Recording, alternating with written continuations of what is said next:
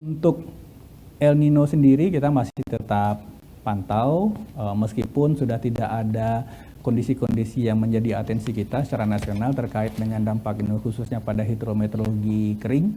Tetapi kita tetap pantau karena masih ada kemungkinan-kemungkinan yang harus kita antisipasi terkait dengan pengaruh El Nino ini. Untuk perakiraan cuaca 1 minggu ke depan,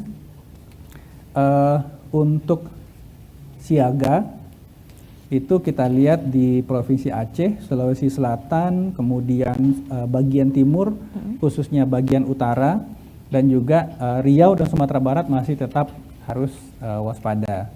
Daerah curah hujan tinggi Kalimantan Barat kita lihat, jadi ini artinya sepanjang aliran Sungai Kapuas, mulai dari Kapuas Hulu sampai ke Pontianak tetap harus waspada karena curah hujan tinggi. Sulawesi Selatan, Papua Tengah, dan Papua Pegunungan. Sifat hujannya mengikut pada intensitas hujan itu sehingga beberapa daerah yang oleh BMKG diprediksi sebagai potensi rawan banjir menengah itu ada di Kalimantan Barat, kemudian Aceh dan Sulawesi Selatan. Tapi ini kembali lagi karena ini dasarian 10 harian, kita tetap menghimbau pemerintah provinsi-provinsi di Pulau Sumatera mulai dari Aceh, Sumatera Utara, Riau, Sumatera Barat itu tetap waspada intensitas curah hujan tinggi yang mungkin membawa atau memicu kondisi-kondisi bencana hidrometeorologi basah. Pengaruh faktor-faktor dari kondisi-kondisi fenomena regional terhadap Indonesia tadi kita sampaikan bahwa yang benar yang signifikan faktor yang menderivasi dari kondisi peningkatan intensitas curah hujan di wilayah Indonesia itu lebih banyak gelombang ekuatorial Rossby karena MGO sudah lewat dan lain-lain. Objek wisata air, apakah itu sungai, apakah itu danau, dan objek-objek wisata curug dan lainnya. Pertama yang harus kita waspadai peningkatan debit sungai mendadak. BNPB dikirimi video amatir, kemarin ada masyarakat yang mancing di sungai, sebelum debit air sungainya itu tinggi, batu tempat dia mancing itu ketinggiannya sampai 1,5 meter dari muka air sungai normal. Hanya dalam waktu 3 menit langsung dia harus pegangan di batu itu karena saking derasnya air. Jadi peningkatan debit air itu bisa terjadi dengan tiba-tiba. Apalagi untuk sungai, kalau karakter sungai di Sumatera itu sungainya tidak terlalu panjang seperti Kalimantan. Kalau Kalimantan itu sungainya, kalau kita sungai yang berkelok-kelok itu kita tarik garis lurus itu bisa 1000 km. Kalau Sumatera nggak sepanjang itu. Nah, karakter sungai yang pendek, kalau intensitas curah hujan di hulu deras, dia akan cepat sampai di hilir. Nah, ini harus diperhatikan.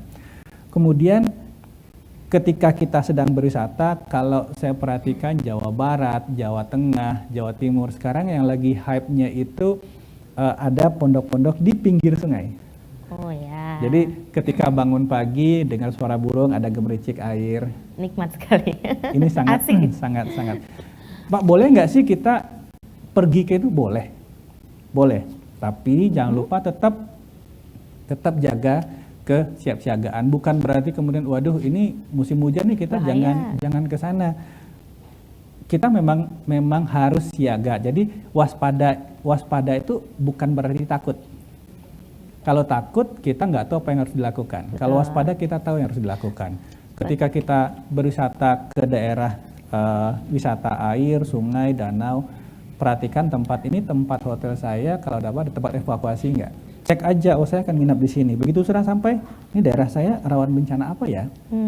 Oh, ternyata rawan banjir nih, agak-agak mau hujan nih. Ini kalau misalkan hotelnya 1-2 lantai, kita harus lari kemana ya? Kita harus lihat. Jadi bukan berarti kemudian kita juga tidak mau berwisata. Ini adalah momen yang sangat bagus untuk melewatkan waktu dengan keluarga, tetapi tentu saja ada kesiapsiagaan yang perlu kita perhatikan. Kemudian ketika kita berjalan di daerah daerah-daerah atau jalan yang sisi kirinya itu tebing, sisi kanannya jurang, Nah, atau itu kebalikan. banyak tuh, Pak. Sisi kanannya tebing, sisi kirinya Ya. jurang. Ini biasanya kalau misalkan kondisi-kondisi hujan, sebaiknya menepi dulu sebelum melewati jalur itu. Tempat yang aman, rest area atau apa. Karena dinikmati saja waktu perjalanannya, jangan memaksa, karena kita banyak sekali kejadian ya. Artinya di Sumatera Barat tadi kita lihat ada 2 titik longsor, satunya malah bisa mengakibat korban jiwa. Tetapi tentu saja sekali lagi bukan berarti kita tidak boleh liburan ya. Tetap ayo kita liburan gitu. Kita spending waktu dengan keluarga, tapi ada kesiapsiagaan yang perlu kita perhatikan. Objek wisata pantai, waspada gelombang tinggi, gelombang pasang, BMKG selalu menyampaikan informasi itu. Kemudian untuk yang berenang itu waspada rip current. Rip current ini biasanya kalau ciri-cirinya kalau di pantai selatan itu ada gulungan ombak putih, itu tiba-tiba di tengahnya nggak ada putihnya. Itu berarti ada arus di bawahnya. Nah, ini yang secara legendanya itu apakah ditarik oleh sosok-sosok yang menjadi legenda di situ dan lain-lain. Tetapi sebenarnya itu bisa dijelaskan dengan fenomena alam. Jadi kalau ada larangan berenang, jangan berenang. Mari kita menikmati pantai, tapi yang aman, yang safe untuk kita bersama. Banjirop itu untuk daerah Pantura. Kemudian objek wisata pegunungan dan bukit ini juga lagi hype sekarang. Kita ke banyak tempat-tempat kabin-kabin atau outdoor tent, tenda-tenda luar yang negeri di awan. Ketika kita bangun banyak awan-awan gitu ya. Silakan kita sangat bisa untuk menikmati itu, tapi waspadai sekali lagi, lihat kiri kanan. Oh oke. Begitu saya sampai di situ, ini daerah saya rawan apa ya? Tanah bergerak atau rawan longsor. Perhatikan kemudian kalau hujan lebih dari 1 jam terus menerus intensitas tinggi, Pak, intensitas tinggi itu seperti apa? Kita ulang lagi, lihat keluar, objek 100 meter nggak kelihatan, oke itu udah intensitas tinggi. Kalau malam gimana? Center, objek 100 meter nggak kelihatan, itu intensitas tinggi. Kalau udah berjalan menerus, intensitas tinggi selama 1 jam, 1,5 jam, yuk kita keluar tenda dulu ke tempat yang lebih aman, yang lebih secara struktur lebih kuat. Untuk daerah-daerah di bawah kaki gunung, waspadai banjir lahar dingin. Yang kita atensi ada 2, Semeru dan Merapi. Jadi sudah beberapa kali, tapi tidak signifikan ya. Tapi ini akan menjadi bahaya laten untuk Semeru dan Merapi karena ada aktivitas masyarakat di hilirnya, penggalian pasir dan lain-lain. Waspadain itu. Kemudian untuk daerah dari tengah ke selatan Jawa itu tanah bergerak. Tanah bergerak ini sebenarnya dia nggak langsung tiba-tiba crack kemudian longsor, enggak, tapi dia sedikit. Itu mungkin tidak terlalu signifikan, tapi tetap perlu diwaspadai. Langkah-langkah antisipasi, Mbak Lia, kita mau para traveler sobat tangguh bisa berwisata dengan aman dan nyaman. Selalu pantau perakiraan cuaca yang dikeluarkan oleh BMKG. Setiap saat, dan BMKG juga mengeluarkan prediksi-prediksi ekstrim kalau apa yang harus diwaspadai dan lain-lain. Kemudian tadi begitu sampai di tempat wisata, pelajari situasi, kondisi. Oh, ini saya di tenda luar ruang nih. Kalau hujan, tiba-tiba hujan deras, oke, tenda saya ini kuat nggak ya? Terus saya bakal dilewati air nggak? Lihat kemudian kalau ada apa-apa kondisi kedaruratan, saya evakuasi kemana ya? Tanya aja, nggak apa-apa. Oke, untuk menanyakan itu ke pemilik lokasi atau pengelola.